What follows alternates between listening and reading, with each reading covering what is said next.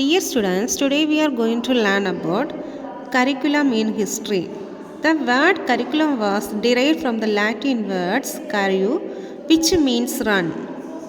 That way, curriculum is a course of run of reaching a certain goal of distinction. Curriculum of history thus helps in the attainment of aims and objectives of the subject which emerge from the national needs and aspirations. The development of curriculum in history is a complex and intricate process. It presents to educators tasks which are indeed challenging. Although determination of the curriculum in our country is mainly done by a committee of specialists, the teachers are also being associated in this task in a big way. It is the teachers who have to implement the curriculum.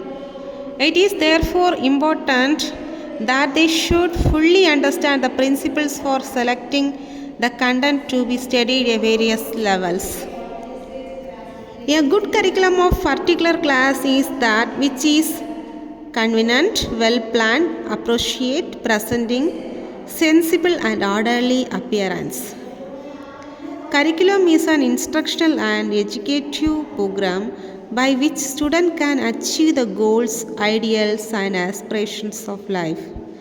Curriculum acts as a point of organizing any educational effort. It deals with what to teach aspect. Aims and objectives of teaching a subject cannot be achieved. Methods of teaching can not be successful unless subject matter is graded and suitable accounts according to the stages of development. Capacity and attainment to the peoples for whom is meant. Cunningham rightly says Cunningham is a tool in the hands of artist, the teacher, to mold the materials that peoples according to the ideals of aims and objectives of the studio school. Therefore, the development of curriculum is a very difficult job for the teachers and educators. The history curriculum is not an exception. It puts the education into a challenging task. They face difficulties while selecting the contents to be studied at the different stages of education. While designing the history curriculum, the decision on what to teach at different stages will have to be made carefully and wisely. It requires wise planning to the subject matter. It is to be organized in such a way of that within prescribed period of that achieve aims and objectives of teaching history. In the words of Panton, the curriculum is to be thought of the terms of activity and experience rather than of knowledge of acquired and facts be stored. According to Bernard Riot, of curriculum is the broadest sense, includes the complete school environment involving all the course, activities, reading and association furnished to the pupils in the school.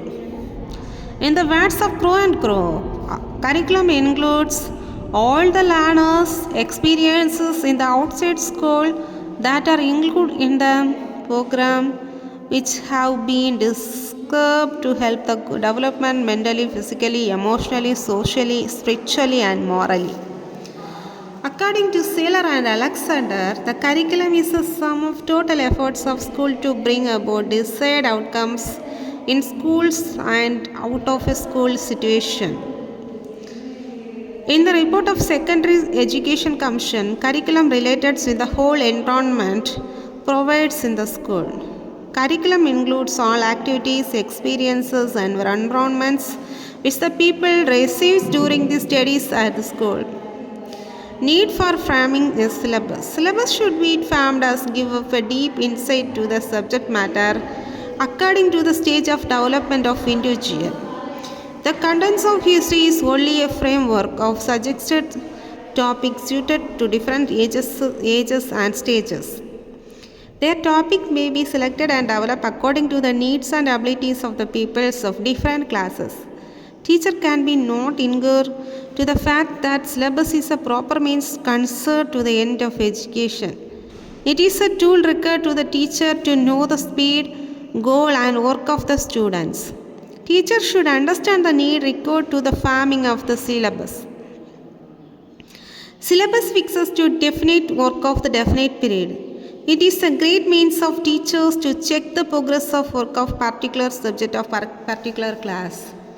It gives the proper innovative to the teacher to acquire a speed for the completion of such a syllabus.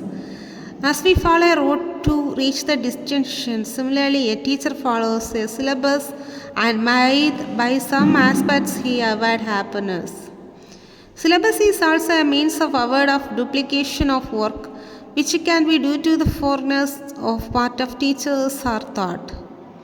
In case of ineffectually to help the teacher to adopt an effective means of work to improve it in one way or the other.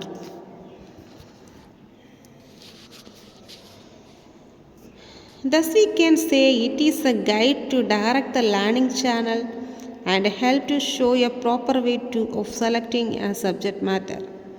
The first we have to decide the work we want to take in our hand and then to consider the age of ability of the students in the light of subject matter.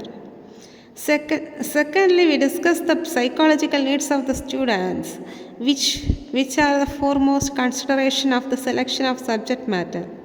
Every syllabus in this way depends on certain principles which are rest needed for the formation. Underlying principles of curriculum construction. The curriculum selected should help in the achievement of aims of teaching of history. Then the curriculum selected should be appropriate to the age and ability of the group pupils to whom it is to be taught. Third one is the history curriculum should be guided by the principles of integration and correlation. Then fourth one is the curriculum must be wide and comprehensive. Then fifth point is curriculum selected should be lay emphasizes are national and world unity. Then sixth point is history curriculum should be guided by the principles of freedom for all. Seventh one is the history curriculum should be instill right type of patriotism among peoples. Then eighth one is the curriculum should be flexible. Ninth one is the curriculum should be creative. The teacher points of the view. The first one, the curriculum selected should be help the achievements of aims of teaching of history. That means the history curriculum should be selected with such principles that will help the teachers to achieve the aims and objectives of teaching history. For example, promotion of national integration and international understanding are two important aims of teaching history. The materials in curriculum should be organized in such a way that will promote the idea national integration and international understanding among the students. Thus, every aspects of history curriculum should have to educative function. Then the curriculum selected should be appropriated to the age and ability of the group of pupils to whom it is to be taught. Learning ability as well as utility of a term has to be assisted before giving any place on the curriculum. The curriculum must answer the needs of the pupils at the particular age. All the meaningful and desirable activities that are up to date should have a place in the history curriculum. So the latest information needs to be provided to give the pupils an idea that history is a growing and developing subject. The history curriculum should be guided by principles of integration and correlation. It should not to be split up into a number of isolated, uncoordinated water slide, etc. The entire curriculum of each class should be interrelated, connected and co-oriented. Events and experiences of history including politics, social, economic, religious, cultural, etc. should be correlated better with life rather than narrow items of information. The curriculum must be wide and comprehensive. Must be broad, based of include the story of humanity, beginning from local history, proceeding through regional history, and lastly to reach the world history. The curriculum selected should be lay emphasis on national and world unity. It should lay stress on the idea of national unity and unity of mankind throughout the school course. The students should develop the idea that the whole of the world is one. It should be given an idea of intercommunication and cooperation between different nations of the world. It is to try to remove the artificial barriers among the nations of world and to develop the feelings of oneness among the peoples. The curriculum should serve as an instrument of social regeneration. History curriculum should be guided by the principles of freedom for all. Today is the age of democracy, which believes that freedom is bright rightness of all. Live and let live should be our aim. We should believe in fatherhood of God and brotherhood of man. The history curriculum should be instant right type of patriotism among peoples. That means traditional patriotism is the very dangerous of world peace. Students should learn the true patriotism, which should be based upon the idea of loyalty of humanity. It should be free from orthodox feeling. The curriculum should be flexible. Society is not silent. It is dynamic and continuously challenging. It is not possible for us to follow the rigid curriculum forever. The curriculum has been modified and reviewed quite frequently according to the changing needs of society. So, curriculum should be flexible and it must be adjusted in the view of prevailing social order. Next point is the curriculum should be creative. Children's by nature and creative. This point should be kept in the mind of framing the curriculum. Raymond Radley remarked that in a curriculum that is suited for the needs of the day of these feature, these must be definitive based towards differently creative subject, teacher points of view. While farming of reversing the curriculum, the ways of teacher who are the field workers should be taken into consideration. They know the levels of students and to think with which should be thought for the students. At present, the curriculum is imposed on the teachers. There should be effective participation and contributions of the teachers while forming or reversing the curriculum. Principles of curriculum construction according to Secondary Education Commission 1952. First one is totality of experience, second one is variety of lexity, then third one is related to community, fourth one is use of leisure time, and fifth one is correlated with life, then sixth one is according to needs of society. Thus, history as the core curriculum aims at enabling the students not only at the adjustment himself to environment but also to make to balance development of personality of child. Traditional history curriculum was considered as a bundle of subjects, but modern history curriculum includes development of knowledge, skills, attitudes, and values through various activities like observing, discussing, creating, playing, problem solving, and developing relationship with his own environment.